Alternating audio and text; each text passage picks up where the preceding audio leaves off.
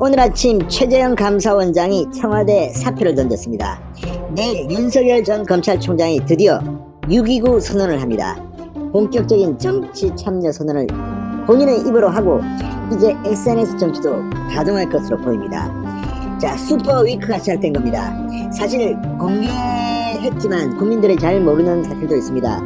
홍준표 의원이 내일 같은 날 29일 이 기자회견을 하고 이 정치 참여하는 대통령 선거에 대한 입장을 밝힐 예정입니다. 그리고 황교안 전 대표도 30일 날인가 출판 기념회를 하고 사실상 대권 도전 선언을 할 예정입니다.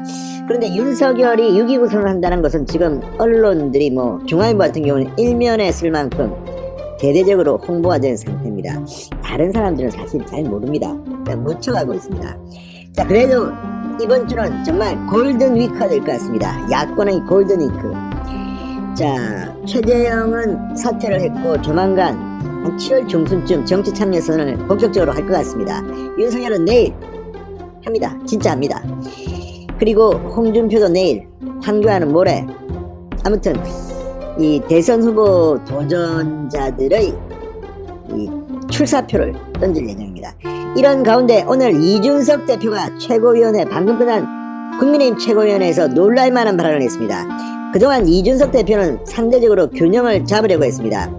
이 대선 후보들이, 당 밖에 있는 대선 후보들이 당 안으로 들어오기 전에는 직접 연락도 하지 않겠다. 그리고 8월 말 대선 버스는 출발한다. 정시에 타라. 이렇게 원칙론을 이야기했습니다. 물론 이준석 대표 역시 윤석열 전 검찰총장에 대해서 아마추어 냄새가 난다, 준비가 덜 됐다, 이런 발언들을 인터뷰에서 하긴 했습니다.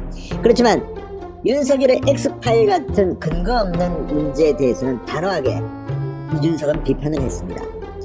자, 그런데 이 이준석 대표가 사실 이준석은 윤석열에 대해서 이렇게 호의적인 말만 한 게 아닙니다. 비판적인 말을 많이 했습니다. 그런 이준석 눈에도 홍준표 의원이 불안하게 보인 모양입니다. 자, 홍준표 의원을 겨냥한 강력 경고를 언했습니다. 자, 홍준표라는 이름을 쓰지도 않았습니다. 그리고 윤석열이라는 이름을 쓰지도 않았습니다. 그렇지만 언론들은 모두 다 이건 윤석열에 대한 홍준표 비판을 감안해서 이준석이 홍준표에게 경고를 했다는 해석을 하고 있습니다. 그만큼 오늘 이준석의 이 메시지는 강렬했습니다. 자, 지금 민주당 이제 대선 버스가 출발합니다.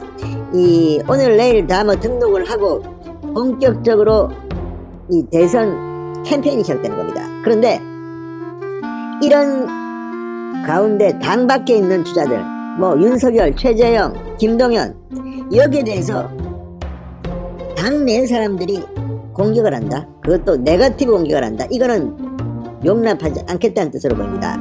자, 이준석 대표가 오늘 방금 끝난 당 최고위원회에서 이렇게 말했습니다.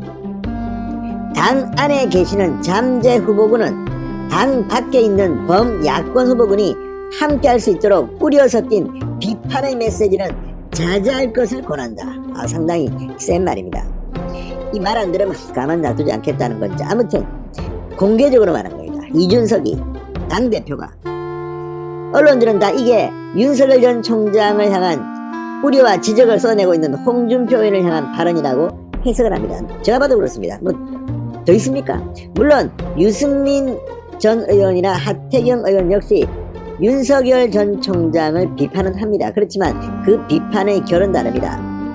홍준표는 엑스파일 같은 것이 마치 존재하느냐, 20까지나 된다, 윤석열 당신도 사찰을 주도하지 않았느냐, 이런 식으로 좀 제가 봐도 그냥 위태위태한 공격을 합니다. 반면 하태경이나 이 유승민은 저런 정치를 하지 말고 직접 말을 하시라, 빨리 네 위에 오르라, 이 정도입니다. 그리고 하태경은 반대로 윤석열 엑스파일 같은 경우에 대해서는 문재인 정권을 강하게 비판합니다. 이런 경우는 또 보호합니다.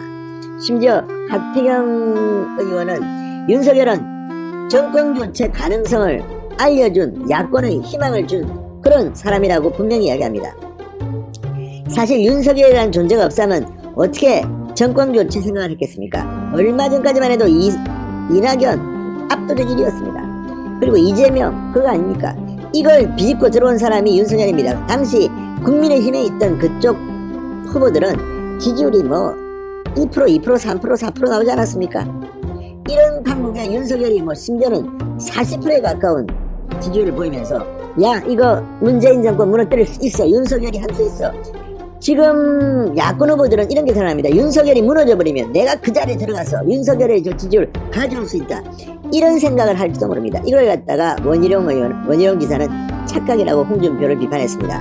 물론 지금은 문재인이 하도 못하니까 민주당 정권이 하도 개판이니까 정권 교체된 열망이 높습니다. 그렇지만 후보가 잘못 선정되면 중도층이 다 떠나버릴 수도 있습니다.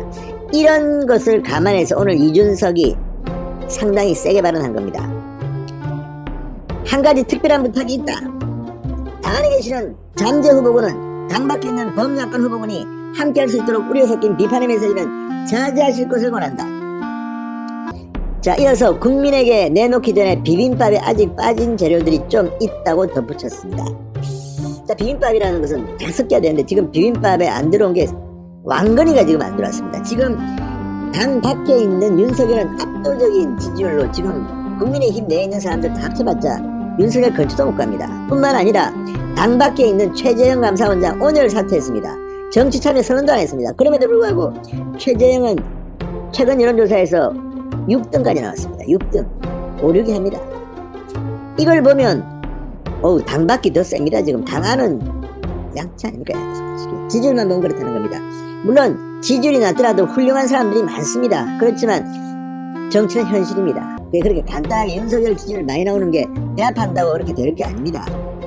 이유가 다 있는 겁니다. 문재인 전 무도한 정권을, 독재 정권을 무너뜨릴 수 있는 그런 시대 정신을 윤석열이 국민들한테 보여줬기 때문 아니겠습니까? 자, 홍준표 의원 국민의힘 복당이 최종 결정된 지난 24일 윤석열 엑스파일을 언급하며 검찰총장이라는 법의 상징에 있었던 분이 등판도 하기 전에 20가지 정도의 비리 의혹이나 추문에 휩싸여 있다는 것 자체가 문제라고 비판했습니다. 나오는 게 문제라고 했습니다. 그런데 이거는 마치 윤석열 엑스파일 지금 공개도 안 됐습니다. 왜 공개하면 이게 범죄가 됩니다. 그런데 그걸 갖다가 홍준표 의원은 인용하면서 마치 추문에 휩싸여 있다, 사실로 오인할 그런 발언을 하고 있습니다. 그것도 같은 야권 후보가. 이거는 민주당의 박수준입니다. 지금 기사들도 보면 그런 기사들이 나옵니다. 윤석열 잡을 사람이 홍준표다. 민주당에는 안 보인다. 또 윤석열을 키울 사람이 민주당에서는 추미애다. 뭐 이런 말도 나옵니다. 그래서 민주당은 추미애의 출마 선언에, 야권은 홍준표의 출마 선언에 좀 우려가 된다. 뭐 이런 말입니다. 뭐 홍준표 추미애 물론 열심히 해서 뭐 대통령까지 될 수도 있겠죠. 그렇지만 많은 사람들은 본인이 대통령이 될 가능성은 별로 없는데 한 명은 윤석열을 죽이고 한 명은 윤석열을 키울 수 있다. 이런 전망을 기자들이 하고 있는 겁니다. 물론 뭐 사실이 아니길 바라고 홍준표 추미애 뭐 판단은 시청자 여러분 하십시오. 홍준표 의원은 그러나 야권 보수 우파 진영에서는 팬들이 상당히 많은 것도 사실입니다. 훌륭한 분인 것도 사실입니다. 그런데 왜 이런 이미지를 갖게 됐는지는 본인이 판단하시고 빨리 그 이미지를 바꾸시기 바랍니다. 자, 이준석 대표는 또 앞으로 우리 당의 대선 주자고는 국민에게 소구력 있는 정책과 메시지를 많이 발굴해 주시라. 범여권에서 정치하는 비열한 네거티브에는 대응을 최소화해야 한다. 이렇게 강조했습니다. 네거티브를 대응을 최소화해라. 지난 서울시장 보궐선거에서 소위 생태탕으로 상징되는 막무가내식 네거티브는 정권 심판에 대한 국민의 열망 앞에서 힘을 발휘하지 못했다. 저들이 낮게 가면 우리는 높게 갈 것이고 저들이 높게 가면 우리는 더 높게 가는 방식으로 승부하겠다. 그러니까 생태탕 보면 알겠지만 이런 식으로 안 됩니다. 뭐 윤석열 엑스파일 지금은 그걸 내용을 공개 안 했기 때문에 사람들이 뭔가 있나 보다 이렇게 생각하지만 까면요 그냥 오히려 윤석열이 뜰지도 모릅니다. 자, 한편 이준석은 오늘 범야권 대통합 차원의 일괄 복당을 추진하겠다고 했습니다. 7월 1일부터 7월 8일까지 대선을 앞두고 범야권 대통합을 위한 일괄 복당 신청 기간을 주겠다. 탄핵 이후를 기점으로 정치적인 사유로 탈당 및 분당 등으로 당에 함께하지 못하는 분들에 대해서 크게 문호를 열 것이다. 큰 결격 사유가 없는 경우 모두 받아들이겠다. 기자들이 묻습니다. 부동산 투기 문제나 당직자 폭행 문제를 겪은 의원도 복당이 포함인가? 그분들은 전혀 별도의 문제라고 말했고 탄핵 후 분당 사태나 공천에 불복해 탈당한 사유 등을 정치적 사유로 보고 있다고 분명히 말했습니다. 맞는 말입니다. 지금 이 당직자 폭행 또는 부동산 투기 등으로 나간 사람이 있습니다. 물론 당직자 폭행 문제는 뭐 언젠가는 돌아올 수 있다고 봅니다. 그분은 의원으로서는 괜찮은 사람입니다. 제가 보기에는. 근데 부동산 투기 이런 것 가지고 당을 나간 사람을 어떻게 복당시킵니까? 홍준표처럼 공천에 불복해서 탈당해서 나온 이런 사람들은 뭐 홍준표를 받았는데 다른 사람을 못 받을 일은 없죠. 받으면 되는데, 아무튼 이준석이 이번에 한번 대통합 하겠다니까 이건 한번 얼마나 많은 사람들이 국민의힘으로 올지 한번 보겠습니다. 자, 어쨌든 이준석이 홍준표 의원을 의식한, 겨냥한 듯한 경고를 했습니다. 당 안에 계시는 잠재 후보군은 당 밖에 있는 범야권 후보군에게 함께할 수 있도록 우려 섞인 비판의 메시지는 자제하실 것을 권한다. 상당히 점잖은 표현이지만 아주 센 표현입니다. 자, 그리고 오늘 최재형 감사원장에 대한 코멘트도 있었습니다. 이준석은 최재형 원장이 사의를 표명한 데 대해서 이렇게 말했습니다. 고독한 개인의 결단 시간이 필요할 것으로 본다. 최 원장에 대해 항상 좋은 평가하고 있고 충분히 공존하실 수 있는 분이라고 판단한다. 그러니까 최재형 원장은 국민의힘과 함께 공존할 수 있는 훌륭한 분이다. 그런데 시간이 좀 필요하다. 바로 들어오고 바로 정치하는 것은 아무래도 논란이 될 수 있습니다. 이미 민주당 쪽은 최재형을 이런 이유로 공격하고 있습니다.